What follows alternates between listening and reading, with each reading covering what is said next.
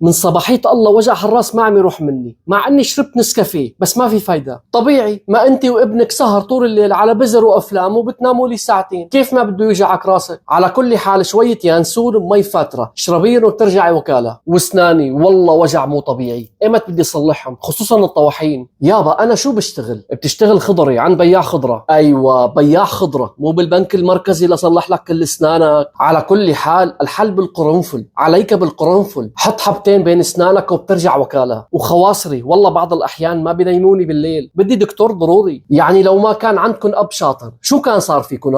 على كل حال السر بالمي، اشربي مي، سفي مي قد ما فيك، اشربي مي، هيك لترجع خواصرك وكالة. شو هالحكي ابي؟ عن جد ما بصير هيك، بدنا دكتور. ايدي اليمين لما بشيل اي وزن او حتى لما بشيل شنطايه بصير توجعني. والله صار بدها دكتور ضروري. انت بتعرف اصعاب واروات، اوتار واعصاب. لا شو الدكاتره والله حرام، ما انا موجود. شفت لك علاج صيني بيقول لك اكبر سبب لوجع الاعصاب نقص اوميجا 3. افتح لك علبه سردين مليانه اوميجا 3، ازلطها وبترجع وكاله. وبعدين معك ومع هالحاله كل ما بدنا دكتور بتعطينا دواء يا من الخزانه يا من الحنفيه يا من الفريزه.